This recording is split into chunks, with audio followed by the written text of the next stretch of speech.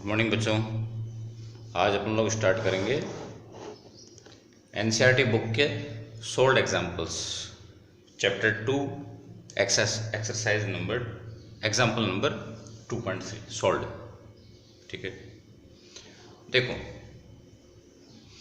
आपको डायग्राम में शो किया हुआ है एक पॉजिटिव चार्ज है और उसके nearby there are 2 points P and Q, एक पास है एक दूर है। इस डायग्राम में फील्ड लाइंस शो नहीं करते तो भी चल जाता, इसलिए नहीं कि अंडरस्टूड है कि पॉजिटिव चार्ज में से फील्ड लाइंस निकल रही हैं, इमर्ज हो रही हैं, इसलिए नहीं, ये काम में नहीं आ रही। ठीक है, अपन तो अपना काम करते हैं। ठीक है, आपको क्या पता करना है कि potential at P and potential at Q में से ज़्यादा कौन है, ये पता पड़ जाएगा तो आप मोर माइनस लेस या लेस माइनस मोर पता लगा लोगे कि पॉजिटिव आएगा या नेगेटिव आएगा। ठीक है, पोटेंशियल का फॉर्मूला है V और R में रिलेशन कैसा है, इनवर्स। R क्या है, चार्ज और पॉइंट का बीच का डिस्टेंस, कौन सा पॉइंट चार्ज से ज़्यादा करीब है, पॉइंट P। पॉइंट P का R कम है तो पॉइंट P का पोटेंशियल, पॉइंट P पर पोटेंशियल ज़्यादा होगा। ठीक है, पोटेंशियल ज़्यादा होगा, यानी कि क्या हुआ, ये कैसा है, ये मोर, ये कैसा है, लेस। मोर माइनस लेस क्या होता है, पॉजिटिव। इस पे ये भी कुछ आपको लग रहा है कि कुछ सेम सा होगा या कुछ होगा। इसमें एक जरा सी बात, क्या ये पॉजिटिव चार्ज की वजह से पोटेंशियल है तो ये पॉजिटिव होगा, पॉजिटिव चार्ज का पोटेंशियल पॉजिटिव, नेगेटिव चार्ज का पोटेंशियल नेगेटिव। ठीक है ना, यानी कि पोटेंशियल की कैलकुलेशन में आपको चार्ज का अमाउंट, चार्ज का वैल्यू साइन के साथ पुट करना है। ठीक है, चार्ज का वैल्यू साइन के साथ पुट करना है। चार्ज नेगेटिव है तो पोटेंशियल भी नेगेटिव। ठीक है, ओके। एक एग्जांपल देकर के समझा सकता हूं मैं इस बात को कि यहाँ पे पोटेंशियल कैसा है, पॉइंट A करीब है। ठीक है, पॉइंट A करीब है तो यहाँ का पोटेंशियल -100 वोल्ट, यहाँ का पोटेंशियल -70 वोल्ट। ये जो न्यूमेरिकल वैल्यू है, साइन को छोड़ करके बात करें तो स्मॉल r कम तो V का वैल्यू ज़्यादा। ठीक है, 100 ज़्यादा 70 कम। ठीक है, लेकिन माइनस साइन क्यों आ रहा है, नेगेटिव चार्ज की वजह से। अब आप मेरे को बता दोगे इन दोनों में से ज़्यादा कौन है, तो आप कहोगे कि ये मोर है और ये लेस। कैसा आएगा, ये भी पॉजिटिव आएगा। ठीक है, नेक्स्ट क्वेश्चन बच्चों। पोटेंशियल एनर्जी का फॉर्मूला ये है K Q1 Q2 upon R, और आपको पता होना चाहिए। ठीक है, अपने दूसरे न्यूमेरिकल्स में देखा अपन ने कि यहाँ भी चार्ज का वैल्यू पुट करेंगे विथ साइन। ठीक है, अपन लोग चार्ज का वैल्यू विथ साइन कब कब नहीं पुट करते, इलेक्ट्रिक फील्ड और फोर्स, इलेक्ट्रिक फील्ड और फोर्स के कैलकुलेशन में। क्यों, क्योंकि वो दोनों वेक्टर क्वांटिटीज़ हैं और मैं बार बार रिपीट करता हूँ कि वेक्टर क्वांटिटी का पॉजिटिव और नेगेटिव होने का कोई मीनिंग नहीं है। वेक्टर क्वांटिटी पॉजिटिव नेगेटिव नहीं होती है, वेक्टर क्वांटिटी के पास क्या होता है, साइन नहीं होता है, डायरेक्शन होती है। और स्केलर क्वांटिटी है, जैसे पोटेंशियल है, पोटेंशियल एनर्जी है, चार्ज है, वर्क है, इनके पास साइन होता है, पॉजिटिव नेगेटिव साइन होता है। डायरेक्शन तो आप समझते हो, ये स्केलर क्वांटिटी, डायरेक्शन तो होता ही नहीं। ठीक है, तो ये बात को मैं रिपीट करता हूँ बार बार। ठीक है, आगे बढ़ते हैं। क्या कि पोटेंशियल एनर्जी का फॉर्मूला ये है। अच्छा, आपका जो क्वेश्चन है B, इसके अंदर क्या गिवन है कि यहाँ पे एक नेगेटिव चार्ज है, ये सोर्स चार्ज तो है ही, एक बगल में एक और चार्ज है, ये चार्ज Q1 का रोल प्ले कर रहा है, वो दूसरा वाला चार्ज जो अभी इसमें आया वो Q2 का रोल प्ले कर रहा है। ठीक है ना, ये तो पहले से ही था, ये तो सारे क्वेश्चंस में बैठा हुआ है। इस वाले क्वेश्चन में ये बोला है कि एक और चार्ज आ गया। Okay, Q1 Q2। अब आप बताएं मेरे को कि Q1 पॉजिटिव है, Q2 नेगेटिव है, तो पोटेंशियल एनर्जी का साइन कैसा होगा, नेगेटिव। ठीक है, इस बात को ध्यान रखो, पोटेंशियल एनर्जी का साइन इस पर्टिकुलर क्वेश्चन में कैसा होगा, नेगेटिव होगा। ठीक है,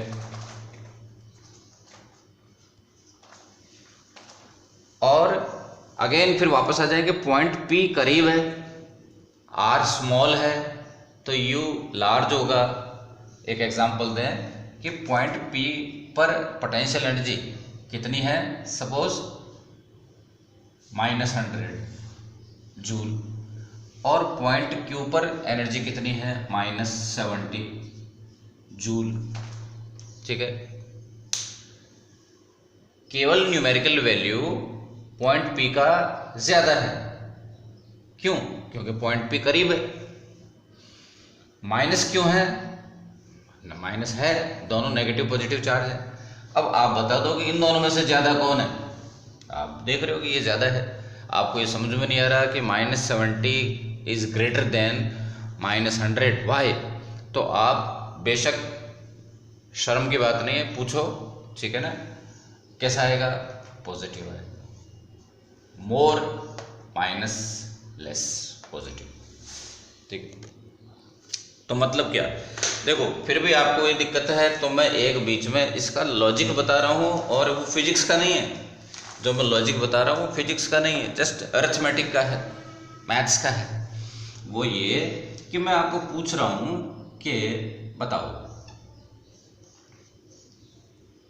if x1 greater x2 then y1 और y2 में से ज्यादा कौन होगा? x का वैल्यू ज्यादा है तब y का वैल्यू कैसा होगा? तो आप तुरंत कहोगे भैया ये है, इन दोनों में रिश्ता कैसा है, ऑपोजिट, रेसिप्रोकल, इनवर्स। ठीक है, ये ज्यादा तो ये कम, x1 ज्यादा तो y1 कम, x2 कम तो y2 ज्यादा, ये तो आपको मालूम है ना, इवन बहुत पहले से मालूम है, साल भर हो गया, 2 साल हो गए आपको, ये बात तो मालूम है।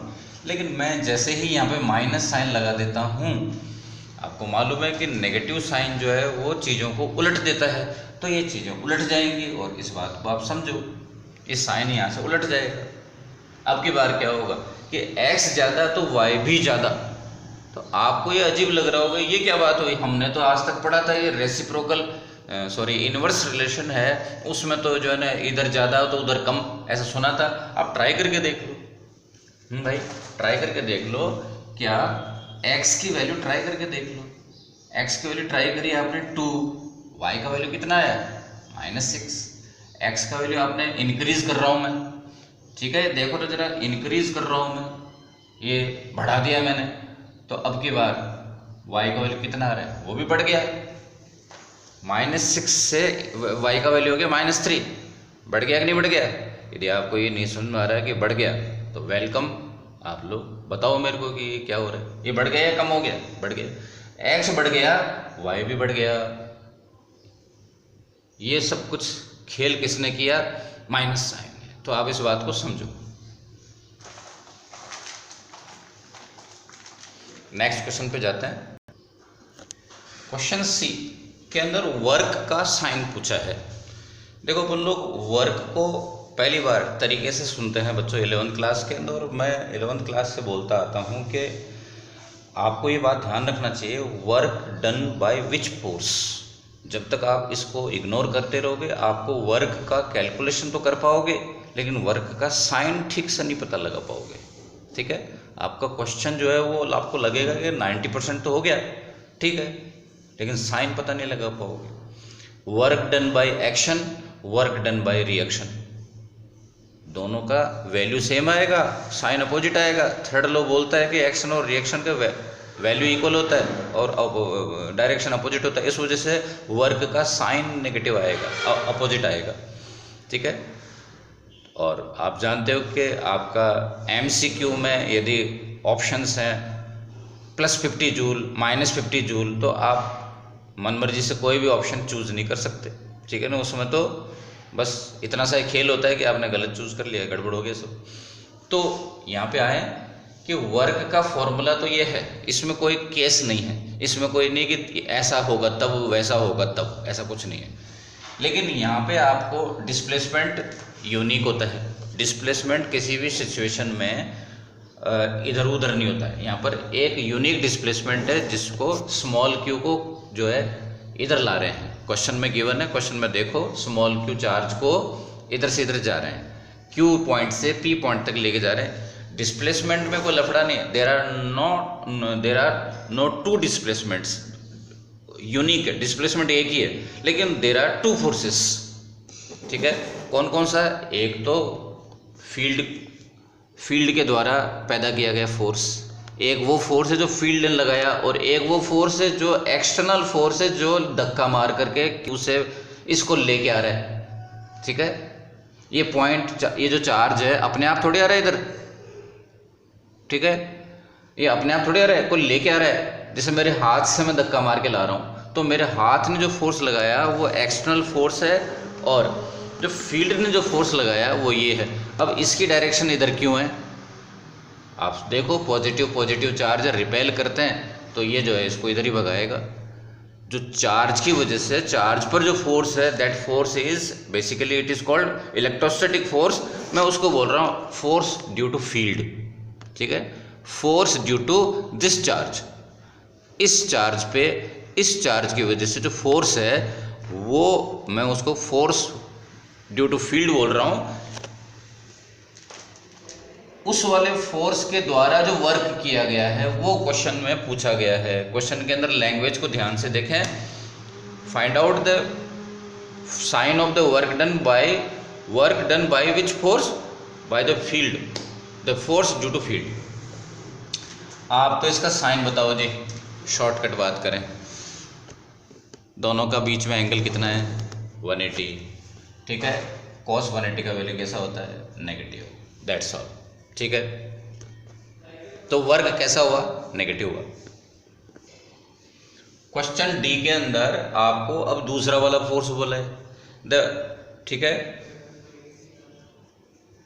इधर नीचे आ जाए, नीचे वाले के अंदर, नीचे वाले डायग्राम में बात कर रहे हैं वो।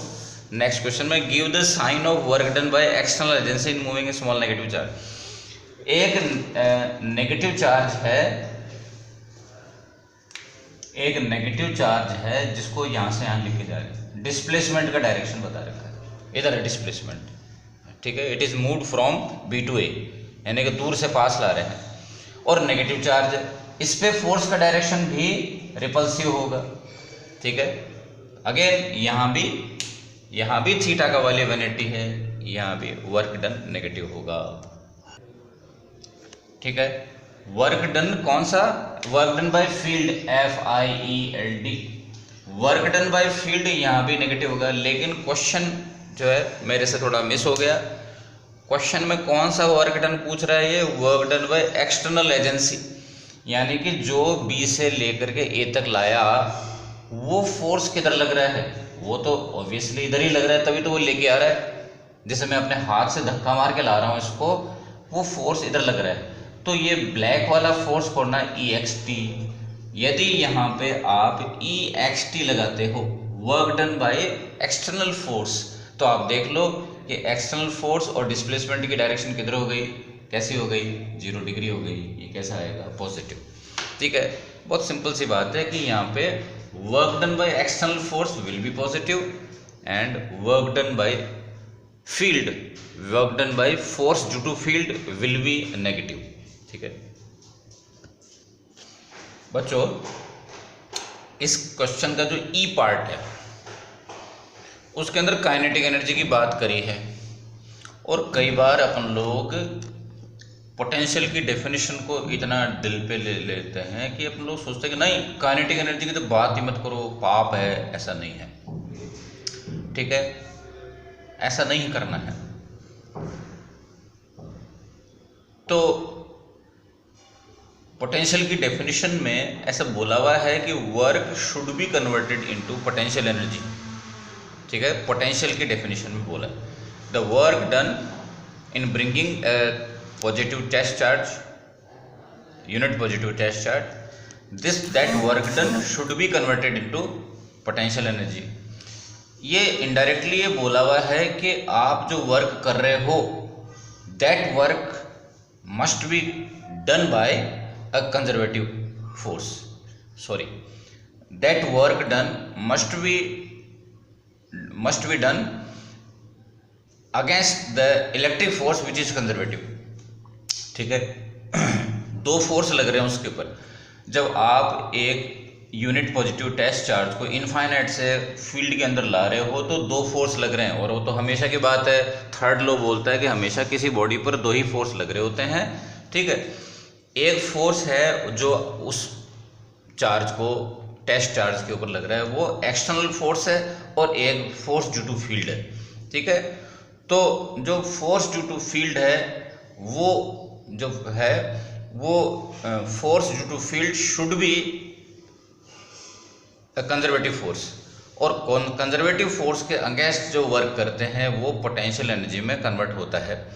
लेकिन मैं ये कह रहा हूँ कि ऐसा नहीं है कि वर्क का काइनेटिक एनर्जी में कन्वर्ट होना जो है वो वर्क को जो काइनेटिक एनर्जी में कन्वर्ट करते हैं वो मनाही है, नहीं। लेकिन कुछ कंडीशंस ऐसी भी हैं जिसमें वर्क जब काइनेटिक एनर्जी में कन्वर्ट हो रहा है, ठीक है, मैं क्या कहना चाह रहा हूँ कि W इक्वल टू, आपके पास दो फॉर्मूले हैं, आपके पास दो फॉर्मूले हैं, W equal to del K, W equal to del U. Work kinetic energy में भी कन्वर्ट हो सकता है, वर्क पोटेंशियल एनर्जी में भी कन्वर्ट हो सकता है। ये जब वर्क काइनेटिक एनर्जी में कन्वर्ट होता है तब कंजर्वेटिव फोर्सेस की वजह से भी ऐसा हो सकता है और नॉन कंजर्वेटिव फोर्सेस की वजह से भी ऐसा हो सकता है। तो लेकिन ये जब होता है तो प्योरली कंजर्वेटिव फोर्सेस के साथ ही होता है, यानी कि पोटेंशियल जब वर्क अपन लोग कर रहे हैं कंजर्वेटिव फोर्सेस के द्वारा तो वो पक्का पोटेंशियल एनर्जी में ही कन्वर्ट होगा। ठीक है, काइनेटिक एनर्जी में जो है वर्क को काइनेटिक एनर्जी में कन्वर्ट कर सकते हैं नॉन कंजर्वेटिव फोर्सेस भी। ठीक है, और यहाँ पे कंजर्वेटिव फोर्सेस क्या करते हैं, वर्क को काइनेटिक में भी कन्वर्ट कर सकते हैं, पोटेंशियल में भी कन्वर्ट कर सकते हैं। ठीक है ना, तो कुछ ऐसी बात है। ये तो वैसा है कि आप जो है किसी को कुछ पैसा दो और आपको यदि ये पक्का करना हो कि ये बंदा पैसे को खर्च ना कर दे तो आप कहोगे कि सीधा बैंक में जाना भैया, इधर उधर मत जाना, मार्केट में, बोले नहीं मार्केट में कभी मत जाना। आप ये कंफर्म करना चाहते हो कि कहीं मेरा पैसा जो है वो खर्च न हो जाए। ठीक है ना, लेकिन आप जानते हो कि मार्केट में जाने का मतलब पक्का पैसा खर्च न हो सकता है वो खर्च ना करे, लेकिन अपन लोग एग्जाम्पल्स से छोड़ करके आगे बढ़ते हैं। तो फाइनली ये है कि आपने ये इसको हटा दो और अपन लोग डिस्कस कर रहे हैं कि फाइनली ये है कि आपने पोटेंशियल की डेफिनेशन ऐसे सुनी है और उसको क्रॉस मल्टीप्लाई करके आप ये ले आते हो। यदि वो वर्क डन आप अलाउ कर रहे हो पोटेंशियल एनर्जी में चेंज के लिए, ठीक है, आप क्या कर रहे हो, आप बाउंड कर रहे हो कि वो जो चार्ज पार्टिकल है जिसके ऊपर ये वर्क हो रहा है वो आप बाउंड कर रहे हो कि वो मूव नहीं करना चाहिए, तो पक्का वो वर्क डन पोटेंशियल एनर्जी में 100% पोटेंशियल एनर्जी में कन्वर्ट होगा। आप उसको फ्री फॉर्म में छोड़ दो और वर्क को काइनेटिक एनर्जी में कन्वर्ट होने दो, अलाउ करो, तो ये भी हो सकता है, इसमें कोई दिक्कत नहीं है, अलाउड है। ठीक है ना, वो वर्क जो है काइनेटिक एनर्जी में कन्वर्ट हो सकता है, लेकिन वर्क 100% काइनेटिक एनर्जी में कब कन्वर्ट होगा, जब वो वर्क किया जाए किसके द्वारा, कंजर्वेटिव फोर्सेस के द्वारा। बहुत सिंपल सी बात है, वरना कुछ नॉन कंजर्वेटिव फोर्सेस हैं, उस वर्क नाम के एनर्जी को वो खा जाएंगे और काइनेटिक एनर्जी में नहीं जाने देंगे। ठीक है ना, वो खा जाएंगे, वापस नहीं देंगे। वापस नहीं देंगे का मतलब है कि जो एनर्जी वापस नहीं आ सकती, वर्क काइनेटिक एनर्जी में कन्वर्ट हो गया, वापस आ पा रहा है, बहुत अच्छी बात है। वर्क जो है वो नॉन कंजर्वेटिव फोर्सेस वेस्ट कर देते हैं, वापस नहीं मिल पा रहा आपको in form of kinetic energy या पोटेंशियल एनर्जी के रूप में, आपको वापस नहीं मिल पा रहा हीट के फॉर्म में या अदर फॉर्म में, साउंड, हीट, इन फॉर्म में कन्वर्ट होकर के वेस्ट चला गया, वही लॉस है। इसीलिए अपन लोग जो है इसको डिनाई करते हैं डेफिनेशन में। ठीक है, यदि वर्क को काइनेटिक एनर्जी में कन्वर्ट करने वाला यदि कंजर्वेटिव फोर्स है, वर्क को काइनेटिक एनर्जी में कन्वर्ट करने वाला यदि फोर्स कंजर्वेटिव है, कोई दिक्कत नहीं है, बहुत अच्छी है बात है, चलने दो। वर्क को काइनेटिक एनर्जी में कन्वर्ट होने दो, अलाउड है, वो वेस्ट नहीं जाना चाहिए। यहाँ कभी वेस्ट नहीं जाता, ये कंफर्म है कि वो रिजर्व रहेगा, सेफ रहेगा, इसलिए जो है यहाँ पे कभी भी वेस्टेज नहीं जाता। वर्क जब पोटेंशियल एनर्जी में कन्वर्ट होता है तब वो वर्क जो है ना कभी भी वेस्टेज नहीं जाता, सेफ रहता है, ठीक है। यहाँ पे उसके वेस्ट जाने की संभावना रहती है। यदि वेस्ट नहीं जा रहा, वेस्ट काय में, हीट में, साउंड में कन्वर्ट होकर के वेस्ट नहीं जा रहा, तो कोई दिक्कत नहीं है, ये भी अलाउड है। इसलिए आप इस फॉर्मूले को यूज़ कर सकते हो। डेफिनेशन के साथ चिपक के नहीं रहेंगे, वहाँ पे काइनेटिक एनर्जी में कन्वर्ट करने के लिए मना किया हुआ है, वो मना किया हुआ है किसी और कारण से, ठीक है ना, वेस्टेज न हो जाए के कारण से। यदि वेस्टेज नहीं जा रहा, वेलकम, आप ये फॉर्मूला बना सकते हो, change in kinetic energy equal to QV, ठीक है ना, कोई दिक्कत नहीं है। आगे बढ़े। तो आपका क्वेश्चन क्या है भाई? मैं जरा ज़्यादा लंबी बात कर दी आप अब, है ना, लेकिन आप इनके बारे में सोचा करो, सोचोगे तो कुछ नई बात माइंड में डेवलप भी होती है। क्वेश्चन को पढ़ रहा हूं मैं। Question E, does the kinetic energy of small negative charge increase और decrease in going from B to A? अब आप बताइए, यही क्वेश्चन है, यही सीन है, क्वेश्चन का सीन यही है, ठीक है।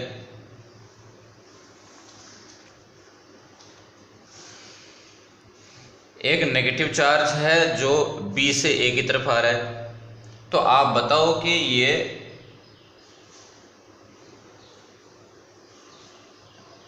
इसके अंदर सोचो कि ये कौन सा फोर्स एक्सपीरियंस कर रहा है। आपने एक चार्ज पार्टिकल है, नेगेटिव चार्ज, ठीक है, उसको प्रोजेक्ट कर दिया, फेंक दिया B से A की तरफ, ठीक है, तो ये रिपल्सिव फोर्स एक्सपीरियंस कर रहा है इसके, ठीक है। तो ये फोर्स लग रहा है इधर और डिस्प्लेसमेंट हो रहा है, ये बॉडी को जाना पड़ रहा है इधर क्योंकि आपने थ्रो किया है, आप इसको B से A की तरफ काइनेटिक मूव करवा रहे हो, फोर्स लग रहा है उधर और इसको जाना पड़ रहा है इधर। तो जब भी ऐसा होता है कि एक बॉडी चल रही है उधर और फोर्स लग रहा है अपोजिट में, तो उसका काइनेटिक एनर्जी डाउन आते आते जीरो हो जाएगा, और जीरो होने के बाद में उस फोर्स की ही डायरेक्शन में वो चल देगी। तो ये सिचुएशन कोई नई नहीं है अपने लिए, ठीक है। जब भी आप ऊपर की तरफ बॉडी को थ्रो करते हो, यानी कि आइदर डिस्प्लेसमेंट और मोशन की बात करें, मोशन या डिस्प्लेसमेंट अपवर्ड है जब आप बॉडी को ऊपर की तरफ थ्रो कर रहे हो, लेकिन फोर्स ऑफ ग्रेविटेशन तो डाउनवर्ड्स है। ये मत कहना कि हाथ से फेंका था, हाथ से छूटने के बाद के इंस्टेंट की बात कर रहा हूँ, ठीक है, हाथ से छूटने के बाद के इंस्टेंट की बात कर रहा हूँ कि बॉडी जा रही है ऊपर की तरफ, मोशन ऊपर की तरफ हो रहा है, डिस्प्लेसमेंट ऊपर की तरफ है, और फोर्स ऑफ ग्रेविटी जो है नीचे की तरफ चल लगता जा रहा है। तो आप समझते हो कि इसका क्या होगा, वेलोसिटी इसकी बढ़ेगी कम होगी, हमेशा कम होगी, ठीक है। डिस्प्लेसमेंट यानी मोशन और फोर्स अपोजिट हो, तो वो फोर्स जो है मोशन को अपोज करता है, उसके वेलोसिटी को डाउन लाता है, उसके काइनेटिक एनर्जी को डाउन लाएगा, उसकी काइनेटिक एनर्जी डिक्रीज होएगी, ठीक है ना। तो बच्चों ये आपका क्वेश्चन था। एक और बात करूंगा बच्चों जो किसी न्यूमेरिकल से रिलेटेड नहीं है। आप सोचोगे आज तो जो है मैंने पकाने के ठान लिए, सुनो झेलो। देखो एक वर्ड है सुपरपोजिशन, और चाहे कोई सा भी सब्जेक्ट हो, फिजिक्स में ज़्यादा होता होगा ऐसा कि जब भी आप वर्ड के मीनिंग पर नहीं जाओगे, मीनिंग के ऊपर रिसर्च नहीं करोगे, मेंटल लेबर नहीं करोगे, तो आपको जो है ना वो टॉपिक नहीं समझ में आएगा। सुपरपोजिशन का मतलब होता है कई सारे क्वांटिटीज़ का मीट होना, मर्ज होना, ऐड होना। यदि वो क्वांटिटीज़ वेक्टर क्वांटिटीज़ तो वेक्टोरिकली ऐड हो जाएंगी, नहीं है तो सिंपली ऐड हो जाएंगी। यदि उन क्वांटिटीज़ के पास साइन है, पॉजिटिव नेगेटिव साइन है, तो अपना साइन लेके आएंगे, साइन ऐड कर देता है, आपको साइन का ध्यान रखना पड़ेगा। ये आपको कोई बहुत बड़ी बात नहीं है, लेकिन अपने बुक्स में, अपने रेफरेंस बुक्स तक में भी क्या होता है, इनको बड़े बड़े हाफ पेज के टॉपिक बना बना के लिख देते हैं और आपको लगता है डर के यार ये पता नहीं ये कहना क्या चाह रहा है। कई बार तो दिक्कत ये होती है कि बुक या कोई बंदा जो है बहुत इजी और बहुत ही ज़्यादा ऑब्वियस बात बोलता है जो ऑफनली आप पहले से आप एक्सपीरियंस कर रहे हो पहले से ही, और वो बंदा जो है उसको बड़ा ज़ोरदार तरीके से बोल रहा है, आप घबरा जाते हो कि पता नहीं क्या बोल गया भाई, तो क्या बोल गया भाई, डरा देता है वो। ये डरावना वर्ड सेम टू सेम यही है। मैं पूछ रहा हूँ आपको, ये एक चार्ज है, ठीक है, कैपिटल क्यों मान दो इसको, क्यों नॉट बोल दो, ऐसे क्यों नॉट, अपने बुक्स में क्यों नॉट बोला करते हैं। इसके अराउंड कई सारे चार्जेस हैं, Q1 Q2, कैसे भी पॉजिटिव नेगेटिव कैसे भी हैं, कोई इशू नहीं है, Q3, ठीक है, Qn चार्जेस हैं। इसने इस पे फोर्स लगाया, नाम क्या बोला मैंने, F2। इसने इस पे फोर्स लगाया, नाम क्या बोला मैंने, F1। इसने इस पे फोर्स लगाया, मैंने क्या बोला, नाम F3। इसने इस पे जो फोर्स लगाया मैंने बोला उसको Fn। इस बंदे पे टोटल कितने फोर्स लग रहे हैं, n फोर्सेस लग रहे हैं, F1 F2 F3। इनका सम कितना होगा, तो आप कर दो ना सम। इसमें कौन सा जो है, इसमें एक टॉपिक बना करके लिखा हुआ है बुक्स के अंदर, हल्ला मचा करके, कोई उसका मतलब नहीं, बकवास है सब बात, ठीक है। आपको ये टॉपिक नहीं होता तो आप भी तब भी आप यही करते कि एक चार्ज के ऊपर कई सारे चार्ज जब फोर्स लगा रहे हैं तो उस फोर्स पे, उस चार्ज पे टोटल फोर्स कितना आएगा, सारे फोर्सेस का सम आएगा, वेक्टर सम आएगा, क्योंकि फोर्स वेक्टर क्वांटिटी है। दूसरा सीन, यदि यहाँ पे कोई चार्ज पुट किया हुआ नहीं, खाली जगह है, पॉइंट है केवल, कौन सा पॉइंट, P, इस पॉइंट पर क्या फोर्स लगेगा, क्या नहीं, फोर्स तो नहीं लगेगा, खाली जगह पर थोड़ी फोर्स लगता है, पर इस जगह पर क्या होगा, फील्ड तो होगा, ठीक है ना। फील्ड होने के लिए उस जगह पर कोई चार्ज का होना जरूरी नहीं है। समझ रहे हो मेरी बात को, मैं क्या कह रहा हूँ, मैं ये कह रहा हूँ कि ध्यान से सुनो, मैं फंडामेंटल बात बता रहा हूँ कि पॉइंट P पर फील्ड होने के लिए चार्ज, इस जगह पर चार्ज रखा होना जरूरी नहीं है पॉइंट P पर फील्ड होने के लिए। क्यों, वो फील्ड तो कैपिटल Q से पैदा हो रहा है, यहाँ पे मैं चार्ज रखूँगा तो ही फील्ड पैदा होगा, ऐसा थोड़ी होता है ना। एक पेशेंट के मुंह में थर्मामीटर रखो तो ही उसको बुखार आएगा, ऐसा थोड़ी होता है। आप जाकर के तराजू पे वेइंग मशीन पे खड़े हो तभी आपके अंदर वजन आएगा, ऐसा थोड़ी होता है। वो तो ये तो जस्ट एक टेस्टिंग चीज़ है, टेस्टिंग डिवाइस है, जो ये एक्सपीरियंस कर रहा है कि यहाँ पर फील्ड है कि नहीं है, सिर्फ चेक कर रहा है ये कि फील्ड है कि नहीं यहाँ पे। इसकी वजह से थोड़ी फील्ड हटा दो, क्या पॉइंट P पर फील्ड होगा क्या, ये तो Q की वजह से है, ये तो कैपिटल Q सोर्स चार्ज की वजह से ये फील्ड तो खाली जगह पर होगा। यहाँ पर चार्ज रखो चाहे मत रखो, दोनों ही कंडीशंस में फील्ड तो होगा, ठीक है। हाँ, यदि आप यहाँ पे स्मॉल चार्ज Q रख दो तो हो सकता है उस स्मॉल Q की वजह से एक और फील्ड पॉइंट P पर आ जाए और वो ओरिजिनल कैपिटल Q के फील्ड को चेंज कर दे। इसीलिए तो कहते हैं कि भैया तू बहुत छोटा हो गया, जिससे कि पॉइंट P के फील्ड को तू चेंज नहीं कर पाए, इसलिए बोलते हैं Q नॉट, तू कैसा हो, बहुत छोटा हो गया। खैर, अपन लोग जरा फर्स्ट चैप्टर में चले गए, बह गए, है ना, ऐसे भावनाओं में नहीं बहें और चुपचाप यहाँ पे आ जाएं। जो मैं लॉजिक की बात बता रहा हूँ वो ये कि पॉइंट P पर फील्ड, Q1 की वजह से पॉइंट P पर फील्ड किधर होगा, अवे। Q2 की वजह से पॉइंट P पर फील्ड किधर होगा, टुवर्ड्स, ठीक है। Q3 की वजह से किधर होगा, अवे। तो आपको ऐसा लग रहा है कि अरे ये तो काफ़ी कुछ सेम है। हाँ बिल्कुल, पॉजिटिव चार्ज टेस्ट चार्ज को रिपल्शन फोर्स लगा रहा था, इस सेंटेंस की जगह पॉजिटिव चार्ज इस पॉइंट पर अवे फील्ड पैदा कर रहा है, ठीक है। दोनों सेंटेंस से सिमिलर है, फोर्स है तो फील्ड होगा, फील्ड है तो फोर्स भी होगा, ठीक है ना। फोर्स कब होता है, यहाँ पे कोई चार्ज रखा हुआ होता, यहाँ पर चार्ज नहीं है तो फोर्स की जगह फील्ड ने ले ली, और ये अपन लोग जो है ना पिछले वीडियोस में किसी में एक बार बात कर चुके। ठीक है, आगे बढ़ते हैं। तो इसी तरह से जो है यहाँ पे कई सारे फील्ड्स हैं, उनका टोटल फील्ड कैसे निकालोगे, सेम तो फिर एक टॉपिक बनाकर लिख दूंगा मैं, तो सुपरपोजिशन, ऐसे लंबा बड़ा सारा डरावना टॉपिक तुमको डराने के लिए, सुपरपोजिशन ऑफ इलेक्ट्रिक फील्ड्स, और आप कहोगे कि सर आपने ये तो करवाया नहीं। अरे भाई, कई सारे चार्जेस हैं, किसी पॉइंट के ऊपर कितना फील्ड क्रिएट कर रहे हैं, न्यूमेरिकल कर चुके हैं बहुत सारे, 2 चार्ज के, 3 चार्ज के, 4 चार्जेस के, खूब सारे चार्जेस के, एक रिंग का, इवन रिंग के एक्सिस पर फील्ड भी कर चुके अपन लोग। ये सब कुछ वही तो है, ठीक है। ओके, एक और बात जी कि कई सारे चार्जेस हैं, इन सब ने मिला करके पॉइंट पी पर टोटल कितना पोटेंशियल क्रिएट किया। ये सारे चार्जेस ने पॉइंट पी पर कितना पोटेंशियल क्रिएट किया। Potential due to first charge, potential due to second charge, potential due to third charge, सबको सम कर दो, हो गया। अब मैं बना करके टॉपिक लिख दूं तुम्हारे नोट्स के अंदर, वैसे नहीं है, डरने की बात नहीं है। क्या? Superposition of electric potential, superposition of पता नहीं क्या क्या क्या, ये सब बेकार की बातें हैं जो है। आप अंडरस्टूड, आप जानते हो पहले से। हाँ, ये बात जरूर है कि यहाँ पे जो है ना, आप पोटेंशियल की वैल्यूज को पुट करोगे तो विथ साइन आएंगे, वो पॉजिटिव चार्ज का पॉजिटिव पोटेंशियल, नेगेटिव चार्ज का नेगेटिव पोटेंशियल आएगा, अपना साइन साथ लेके आएगा। जब वो यहाँ पे आएगा, इस फॉर्मूले में ऐड होने आएगा, तो अपना साइन साथ लेके आएगा।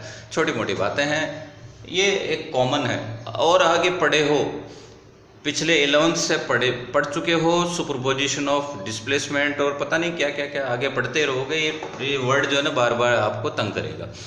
अब अपन लोग, मैं तुमको ज़्यादा तंग नहीं करता, आगे बढ़ते हैं बच्चों। क्वेश्चन नंबर 24, इसका फर्स्ट पार्ट, ठीक है।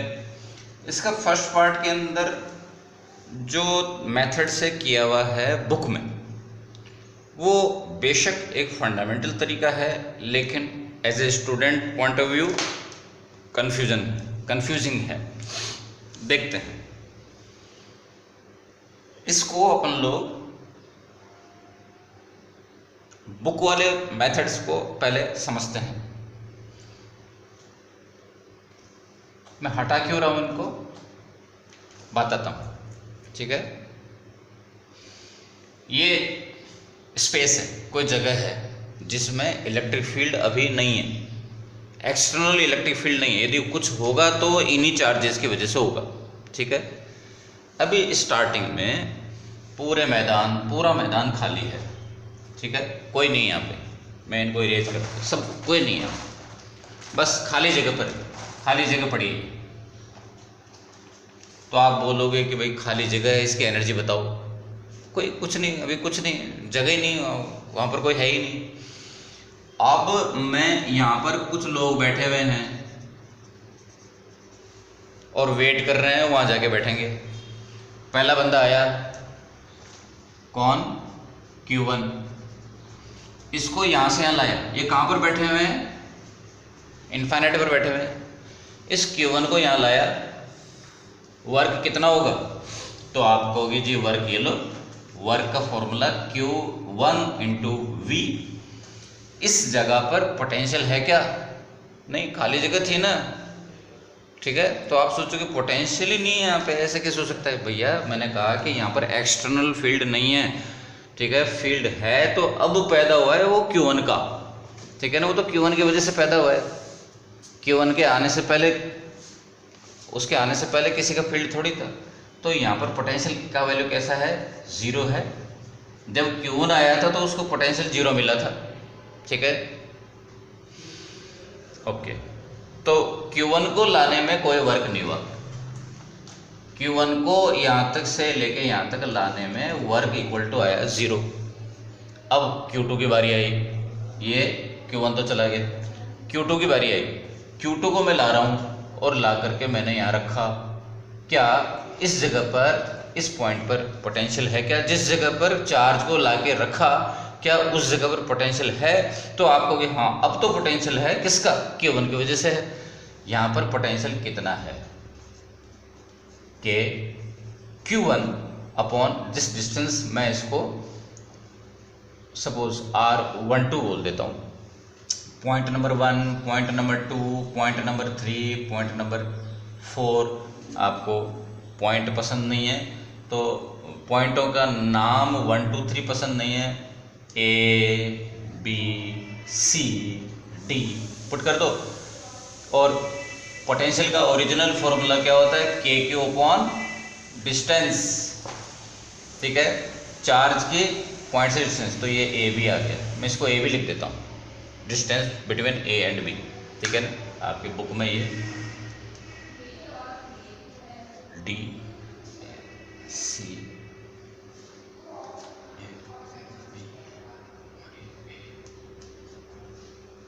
दिस इज सी डी, ठीक है। यहाँ पर पोटेंशियल पॉइंट सी पर कितना है, K Q one upon C D, ठीक है। Q1 की वजह से है वो पोटेंशियल। इस जगह पर मैंने चार्ज Q2 को ला के रखा, Q2 चार्ज को ला करके मैं यहाँ पे ला रहा हूँ। तो वर्क कितना हुआ, ये मैं ले आया इधर से, जब ये लाया तो ये वर्क कितना हुआ, QV। ये Q कौन है, जिसे ला रहे हैं उसका चार्ज है। ये V कौन है, उस पॉइंट का पोटेंशियल है जिस पॉइंट पे ला रहे हैं, ठीक है। VC जिस पॉइंट पे ला के रख रहे हैं उस जगह का पोटेंशियल है ये, इस बात को ध्यान रखो। ये बड़ा अच्छा लगता है formula W = QV QV QV, लेकिन ये भूल जाते हैं कि कौन सा चार्ज कौन सा पोटेंशियल, पोटेंशियल कौन सा और चार्ज कौन सा। ये जिसे ला रहे हैं वो पोटेंशियल और जिस उसका चार्ज आएगा, और जिस जगह पे ला रहे हैं उस जगह का पोटेंशियल आएगा। ये बार बार रिपीट करता आया हूँ मैं, ठीक है। तो VC का बोलो, VC का वैल्यू कितना आएगा, Q2 इंटू के Q1 सॉरी के Q1 अपॉन CD, ठीक है। उसके बाद किसकी बारी आई, Q3 की। Q3 चलता हुआ आया कहाँ पे, पॉइंट B पे ला के रखा उसको सपोज, ठीक है ना। अब आप बता दो कि यहाँ पे वर्क का एक्सप्रेशन क्या आएगा। वर्क के एक्सप्रेशन में कौन आता है, चार्ज जिसे ला रहे हैं मल्टीप्लाइड बाई VB, जिस जगह ला रहे हैं उस पॉइंट का पोटेंशियल। तो इस पॉइंट पर पोटेंशियल कितना है से ज़्यादा बेट आपका इंपॉर्टेंट है, कौन कौन से चार्ज की वजह से है यहाँ पर पोटेंशियल। अब तो यहाँ पर पोटेंशियल Q1 और Q2 दोनों की वजह से, क्योंकि यहाँ पर Q2 भी आके बैठ गया। यहाँ पे Q1 और Q2 मौजूद है इस समय, Q3 के आने के पहले। यहाँ पर पोटेंशियल Q1 और Q2 की वजह से होगा। यहाँ का पोटेंशियल पॉइंट B पर पोटेंशियल क्या होगा, पोटेंशियल ड्यू टू Q1 यानी कि के Q1, ठीक है, अपॉन डिस्टेंस DD प्लस के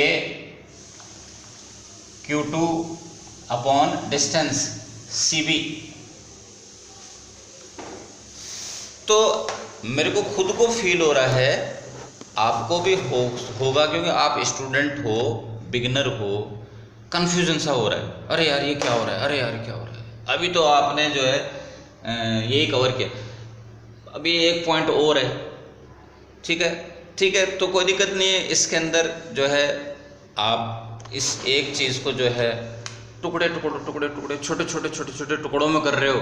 अभी मैं एक चुटकी बजाऊंगा और एक ही फॉर्मूले में सारा काम हो जाएगा, वो भी एक अलग बात है।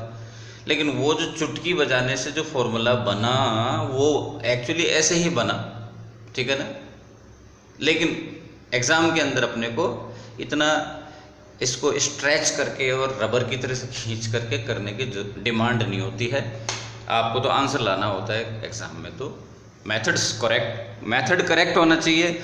मेथड जो है वो इलास्टिक नहीं होना चाहिए कि साहब खींच के बहुत लंबा कर दिया। खैर आगे बढ़ते हैं।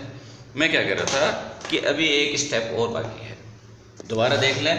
ये जो work done on Q3 charge में चार्ज कौन सा आया, जिस चार्ज को ला रहे हैं Q3, और किस पॉइंट पर पोटेंशियल आएगा, पॉइंट B पर।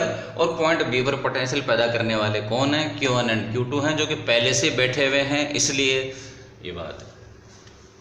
एक और बात, इसका रास्ता मिलने दिख रहा भाई, ये तो इधर से जा, और ये कौन है? This is work done on charge Q4।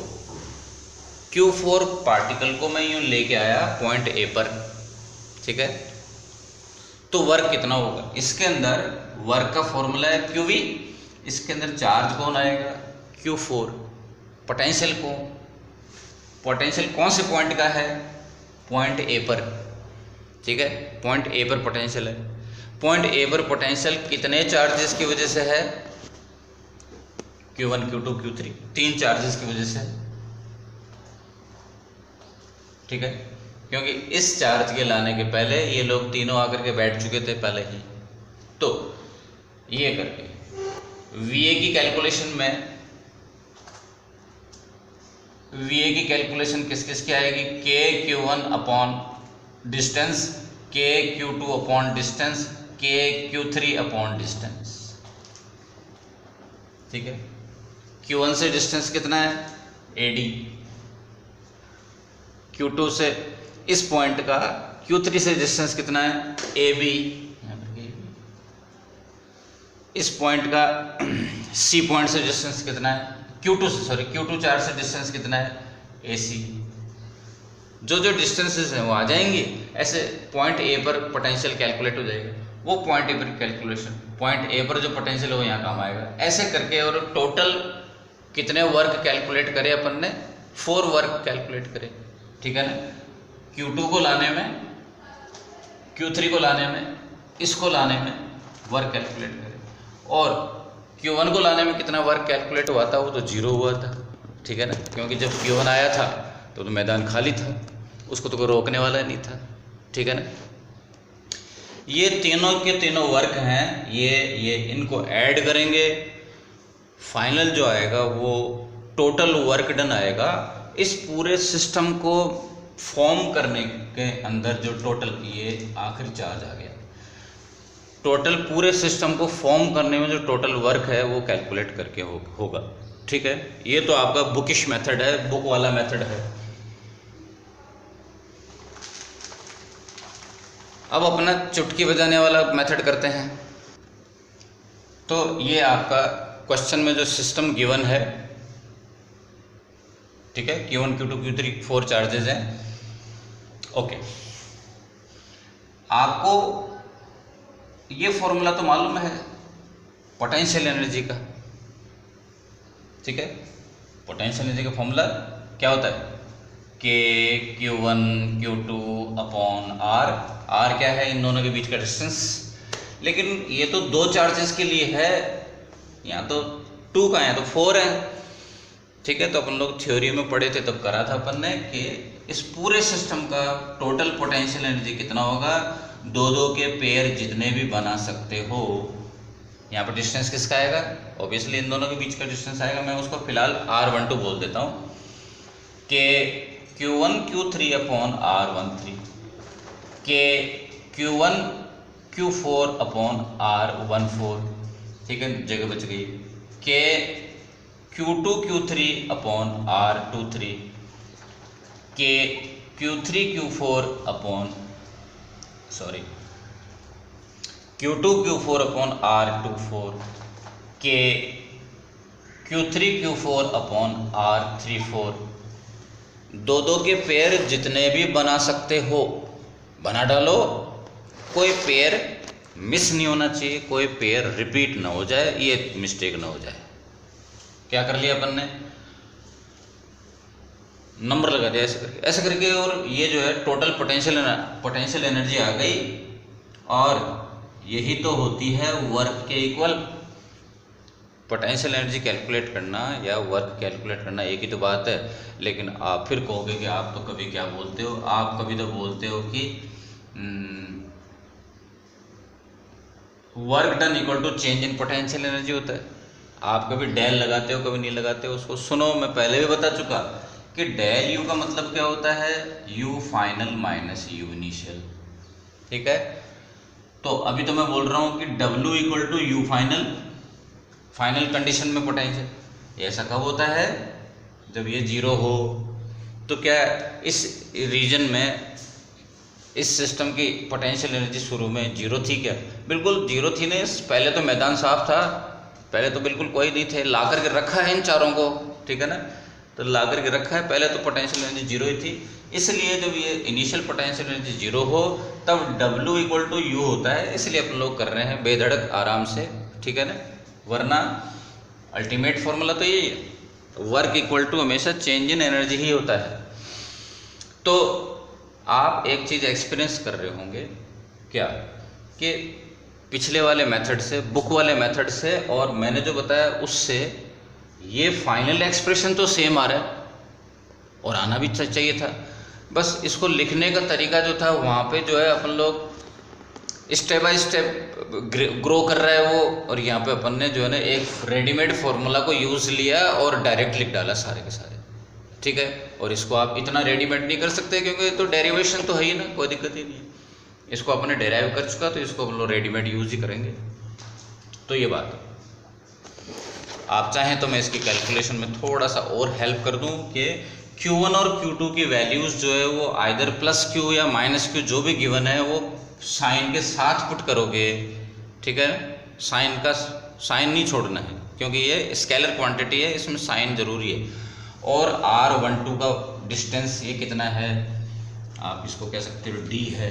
R14 का डिस्टेंस कितना है, तो आपको ये भी D है। 2-3 के बीच में डिस्टेंस कितना है, तो वो भी D है। तो 3-4 के बीच में डिस्टेंस कितना है जी, बोले वो भी D है। तो ऐसे करके और आप इनको इकट्ठा कर सकते हो, इनकी कैलकुलेशन बार बार थोड़ी करोगे, जो बिल्कुल सारे के सारे सेम टू सेम आ रहे हैं, ठीक है ना, उनको आप इकट्ठा करके और जो भी कुछ करना है वो कर लो। ऐसे ही 2-4 के बीच की डिस्टेंस कितनी है ना, ये 2-4 के बीच की डिस्टेंस कितनी है, तो पाइथागोरस बाबा बोले, ठीक है ना, ये D तो ये कितना है √2 ऑफ D, ये पाइथागोरस बाबा बोले, और ये भी √2D। तो ऐसे करके और कुछ चीज़ें आपकी कॉमन आ जाएंगी, ठीक है ना। ऐसा नहीं कि इंडिविजुअल की कैलकुलेशन कर रहे हो और परेशान हो रहे हो, कुछ चीज़ों को कॉमन ले लो और जो अनकॉमन चीज़ें ब्रैकेट में अपना प्रोसेस होते रहेंगे, दैट्स ऑल। इसका नेक्स्ट जो पार्ट है तो भाई मैं उसको भी जो है अपने वाले मेथड से निपटाएंगे, और वो भी अपने बुक वाला और अपने वाला सेम है, आई मीन ये है। तो देखो जरा,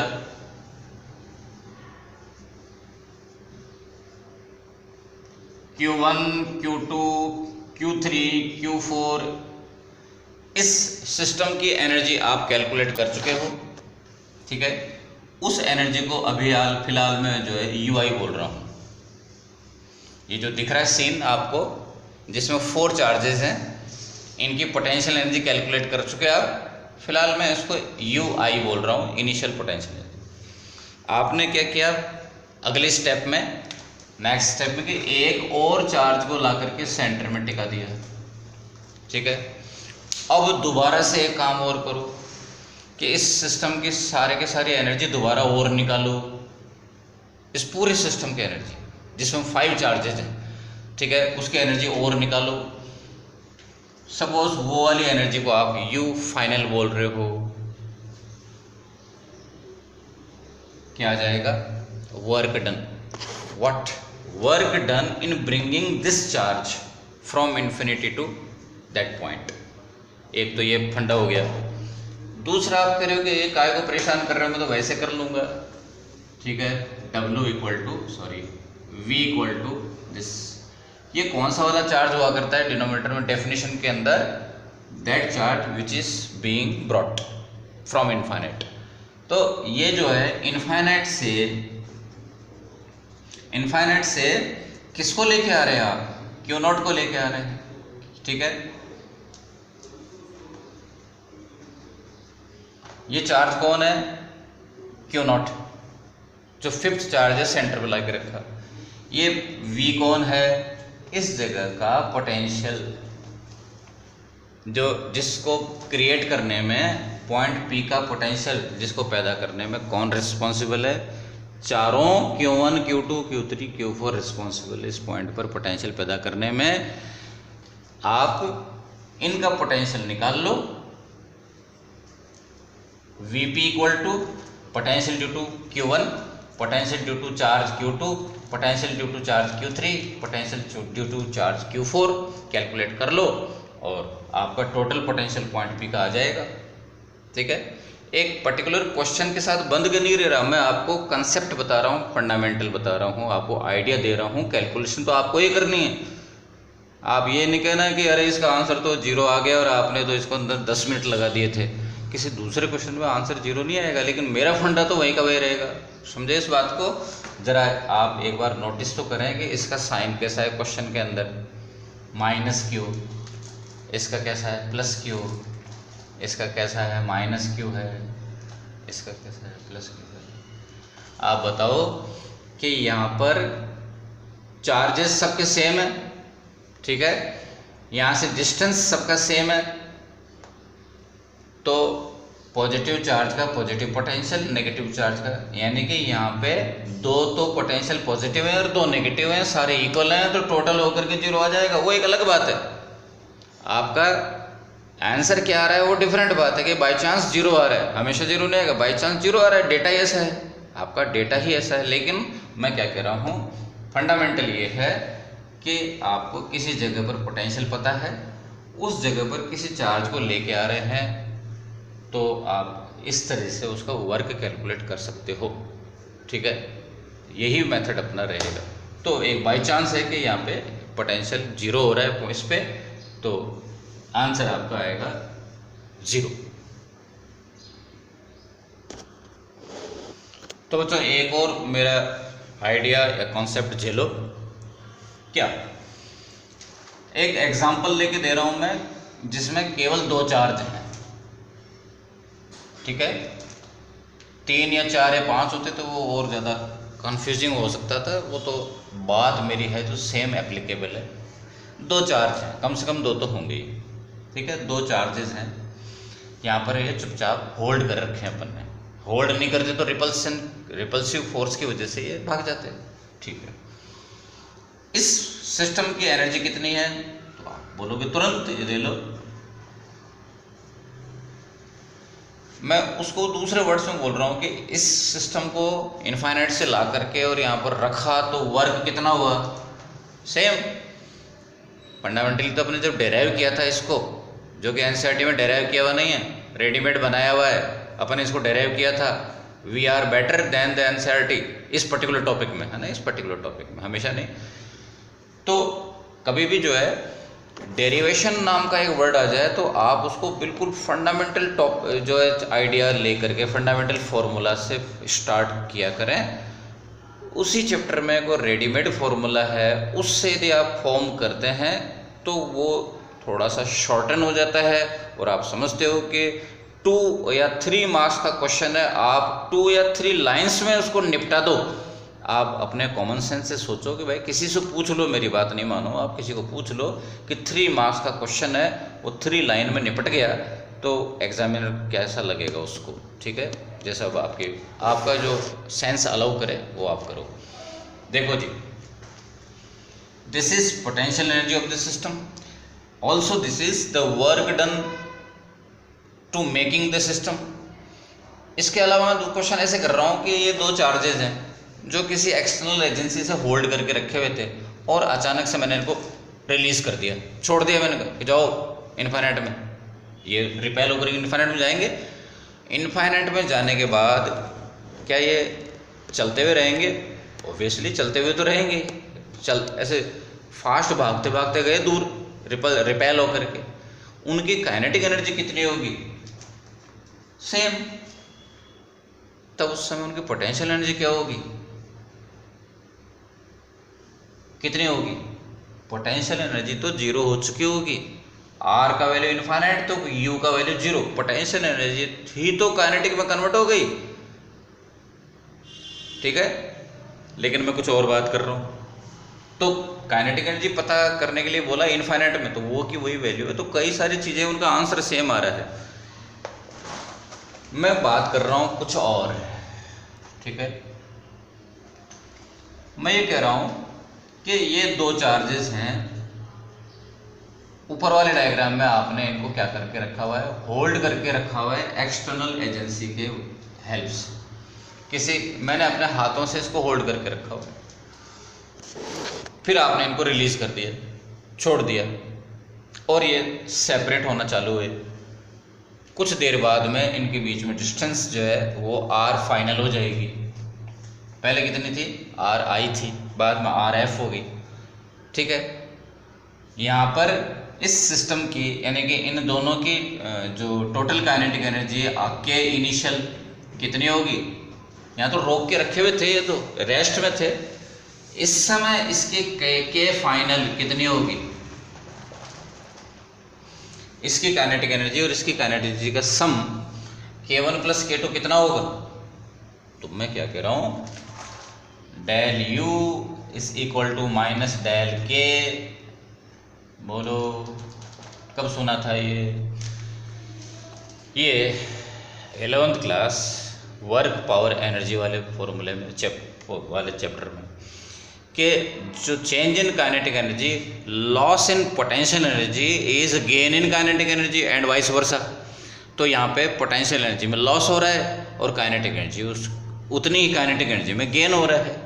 बहुत जोरदार फंडा, कुछ भी नहीं है। ठीक है ना, ये बात है। ये कितना है? ये u final minus u initial है। Any change in something is final minus initial always. इस सिस्टम की पोटेंशियल एनर्जी निकाल लो, क्या आएगी? u final equal to k q1 q2 upon r final. Formula तो सेम है, फॉर्मूले में कोई चेंज नहीं है।